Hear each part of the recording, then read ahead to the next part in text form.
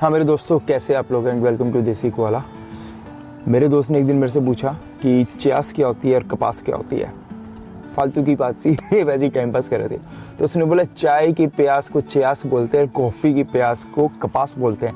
तब से मुझे याद हो गया और मुझे बड़ी च्यास लगी थी अभी, लेकिन मुझे कहीं जाना था तो मैंने ड्रॉप कर दिया प्लान। मैंने सोचा रास्ते में कपास बुझाएंगे हम, और मुझे कॉफ़ी भी नहीं मिली क्योंकि हम एक्चुअली लेट हो गए।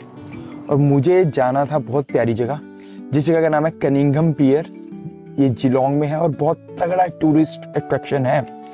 ये 1854 में बना था बेसिकली। उसमें वर्ल्ड वॉर 2 के आसपास या उससे पहले के टाइम पे यहाँ से जिलोंग से वूल और कोल वगैरह का रेल के थ्रू इधर उधर भेजने के लिए बनाया गया था इसको शुरू में।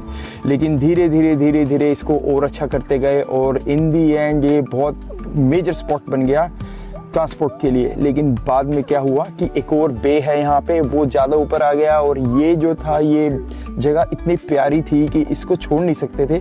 तो इसको टूरिस्ट अट्रैक्शन की तरह इसे डेवलप किया गया और आज की डेट में इसको बोला जाता है कनिंघम पियर। पहले इसको बोलते थे रेलवे पियर, अब बोलते हैं कनिंघम पियर। और ये बहुत प्यारी जगह है, यहाँ का व्यू फैंटास्टिक है, यहाँ का सनसेट अमेजिंग है और एक बहुत ही प्यारा फिशिंग स्पॉट है। और क्योंकि ये पानी के पास है, अच्छा फिशिंग स्पॉट है, और मैं यहाँ पे आऊँ तो बिना फिशिंग करे जाऊँ, मुझे ऐसा लगता है कि टाइम वेस्ट हो गया।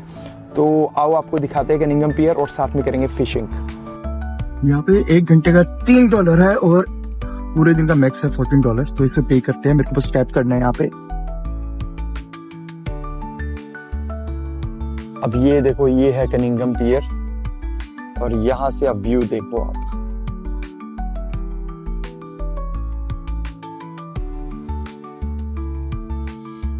और वो लास्ट में जो है वो एक रेस्टोरेंट है, वाह वाह नाम से है, शायद आजकल बंद है, लेकिन वो एक बहुत प्यारी जगह है जहाँ पे लोग अपनी सेलिब्रेशंस या बर्थडे पार्टीज के लिए बुक कराते हैं। ये लग रहा था कि आराम से मुझे पार्किंग मिल जाएगी, लेकिन बड़ी मुश्किल से पार्किंग मिली है। एंड अच्छी बात यह है, बहुत प्यारी जगह पे पार्किंग मिली है जहाँ पे एग्जैक्टली मुझे चाहिए थी। और ये इग्नोर करो, मैं घर से कुछ सामान लेके आया हूँ कि मैं यहाँ पे अपने लंच का प्रोग्राम कर लूंगा। और पानी का कलर देखो आप, और सामने ग्लेयर देखो। तभी आपको पोलराइट चाहिए होते हैं पानी में फिशिंग करने के लिए, लेकिन ग्लेयर करके आपको कुछ दिखता ही नहीं है। और कॉपर्टीज देखो मेरा मतलब बादल देखो, व्यू फैंटास्टिक है। वो ये रेलवे ट्रैक से पहले किसी जमाने में ट्रेन यहाँ से आती थी और यहाँ से जाते हुए वापस बाहर निकल के ये मेन सिटी जिलोंग को कनेक्ट करती थी। अब मैं यहाँ पे जल्दी से अपनी लाइन कास्ट करूँगा और फिर हम कुछ खाने को बनाएंगे। अभी कुछ ज़्यादा फैंसी स्टोव नहीं है, लेकिन काम चला देता है। चल गया। मैंने सोचा पहले कुछ बनाने के लिए रख देता हूँ, क्योंकि एक बार अगर मैंने फिशिंग शुरू कर दी फिर हाथ थोड़े गंदे हो सकते हैं ना बेट लगने से। तो लंच में कुछ ज़्यादा फैंसी नहीं है। मेरे पास कुछ सॉसेजेस हैं, ब्रेड है और कुछ सॉस है। तो बटर में सॉसेजेस को रोस्ट कर लेंगे, रोस्ट क्या फ्राई कर लेंगे मतलब कि, और ब्रेड के साथ खाएंगे। सिंपल लंच है।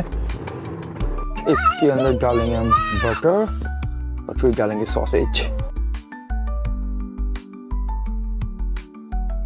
बेट के लिए इन जनरल मैं ये यूज़ करता हूँ, इसे सार्डिन बोलते हैं या ऐसे ब्लू बेट बोलते हैं। इसके मैंने छोटे छोटे पीस कर लिए। अब इसको मैं लगाऊंगा हुक के ऊपर और फिर उसे करेंगे कास्ट दूर, जितना दूर पॉसिबल हो। बस मेलबर्न की ना यही प्रॉब्लम है। अभी इतना बढ़िया मौसम था, अब इतना विंडी हो गया है यहाँ पे कि मुझे कुकिंग करने में प्रॉब्लम हो रही है। पर समहाउ तैयार हो रहा है। ये देखो सॉसेजेस हो रही हैं बढ़िया एकदम, पर बहुत विंडी है यहाँ पे, आपको आवाज़ आ रही होगी। और सनी भी है, सनी तो नहीं है बस क्लाउडी है। और यहाँ पे मैंने अपनी फिशिंग लाइन डाल दी है।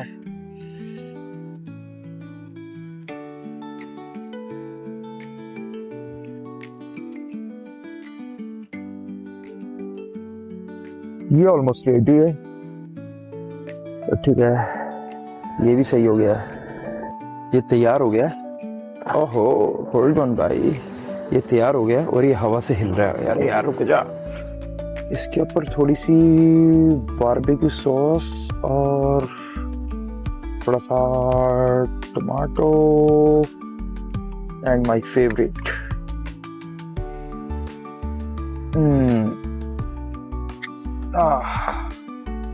चलो इसको खाया जाए।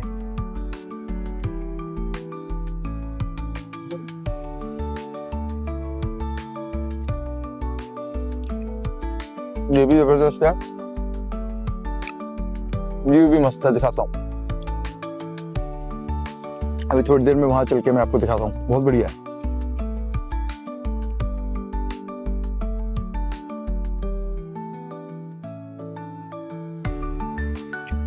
पानी का कलर अभी इतना बढ़िया हो गया ना, देखो सूरज आ गया, ब्लू आसमान है, अपने आप ये कोई इस कलर का हो गया, सादे बोलना नहीं चाहता ना। देखो कितना बढ़िया हो गया, ऐसा पानी देख के मेरा मन करता है इसमें जंप मारो। और प्रॉब्लम एक ही है जो हम काफी लोगों की होती है, स्विमिंग नहीं आती, लेकिन मुझे आती है पर थोड़ा कॉन्फिडेंस नहीं है। स्विमिंग पूल और एक्चुअली समुद्र में तैरने में बहुत फर्क होता है, और यही रीजन है हमारी कम्युनिटी के लोग काफी प्रॉब्लम में आ जाते हैं। अगर आप गूगल पे सर्च करो कि ऑस्ट्रेलिया में बीचेस पे कितने लोगों की डेथ हुई है, तो आपको बड़े फैमिलियर नाम दिख जाएंगे। मैं जनरलाइज नहीं कर सकता, लेकिन ये मेरी पर्सनल ऑब्जर्वेशन है। हमारे लोग काफी ज्यादा डूबते हैं, which is not a good thing. Respect करनी चाहिए पानी की, पानी से डरना भी चाहिए, और जहां पे साइन बोर्ड लगा हो कि पानी में नहीं घुसना है, वहां तो पक्का नहीं घुसना चाहिए। आई गेस हम लोगों को साइन बोर्ड इग्नोर करने की आदत है। ये देखो कार में चल रही है कुकिंग जी, धूप आ गई, बहुत खूबसूरत व्यू है, और सामने बहुत प्यारा बच्चों का पार्क है नीचे, और पानी में कलर देखिए क्या बढ़िया कलर है पानी का।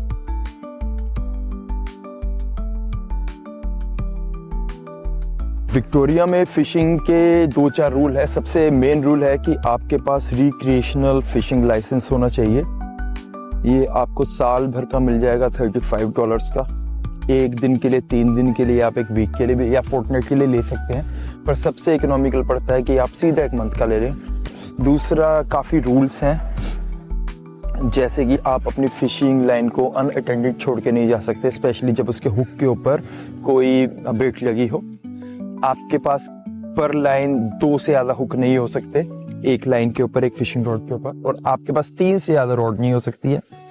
इसके अलावा भी 2, 4, 5, 6 रूल हैं। हाँ, अगर आप फिशिंग का मूड बनाएं कभी भी विक्टोरिया में या NSW में या ऑस्ट्रेलिया में कहीं पे भी, तो एक बारी लोकल अथॉरिटीज़ के साथ रूल्स चेक कर लीजिए, वरना प्रॉब्लम में आ सकते हो। और हाँ, सबसे मेन रूल एक ये भी है, हर फिश का एक मिनिमम साइज़ और मिनिमम नंबर है। अगर आप उसको ब्रीच करते हैं इस रूल को, या आप छोटी फिश पकड़ते हैं, या नंबर ऑफ फिशेस आपके पास ज़्यादा है जिसको बैग लिमिट बोलते हैं, तो आपको इतना सॉलिड फाइन चिपकने वाला है ना तब कि आप उसके बाद फिशिंग का F भूल जाओगे। अभी यहाँ पे काम चल रहा है इसलिए इसको बंद किया हुआ है, और ये पियर के लेफ्ट साइड पे, अरे वहाँ पे कोई फिशरमैन बैठे हुए हैं, पूछना पड़ेगा इनसे क्या टिप्स हैं पकड़ने की फ़िश।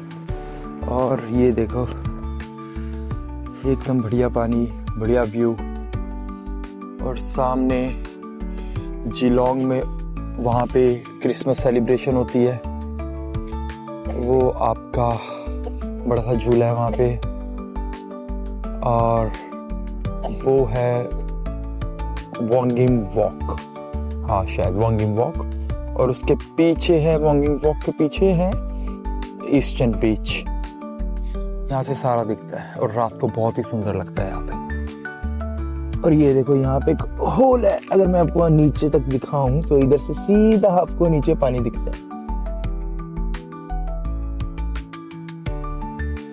और ये देखो एंकर की रस्सी बांधने के लिए या शिप को डॉक करने के लिए, मुझे एग्जैक्टली पता नहीं क्या बोलते हैं, लेकिन हर जगह पर है ये।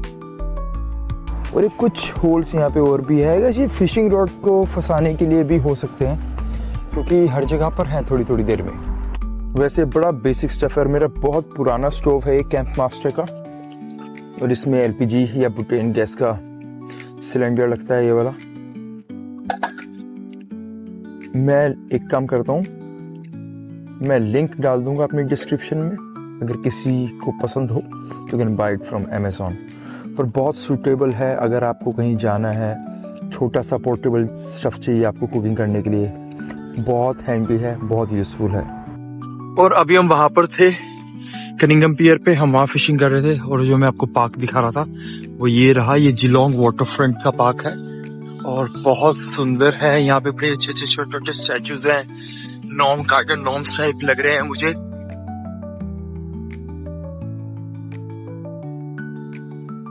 और बारिश शुरू हो गई है, छुपना पड़ेगा। बच्चों के लिए बहुत प्यारा पार्क है यहाँ पे जिलोंग वाटर फ्रंट पे। इतने बड़े स्लाइड में तो मुझे डर लग जाएगा, फिर शोर हो रहा है। वो भाई सब घास काटने में लगे हुए हैं इसलिए शोर हो रहा है। वहाँ छोटी सी बोट है बच्चों के लिए। अब ये व्यू देखो,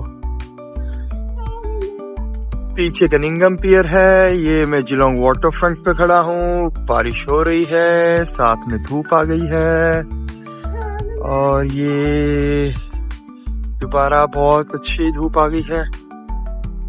यहाँ देखो, यहाँ पता चलेगा आपको कि धूप आ रही है। और वो देखो सामने कितना डार्क है एकदम। अब बारिश हो रही है, फिर धूप आ गई है।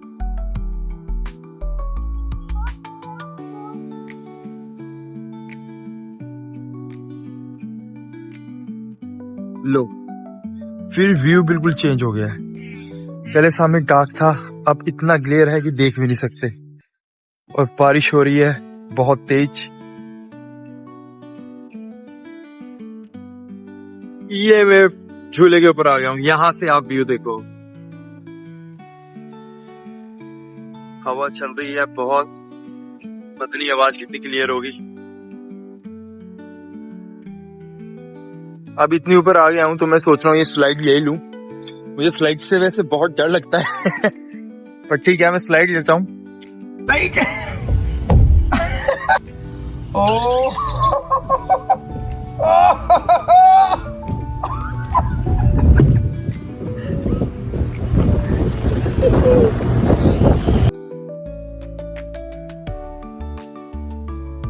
पार्किंग पे करना देखो यहाँ पे कितना कन्वीनियंट करा हुआ है। मैंने आते हुए अपना कार्ड टैप करा था, अब मैं जाते हुए कार्ड टैप कर रहा हूँ। उसने टिकट कर लिया है, कितना टाइम लगा, कितने पैसे और छुट्टी।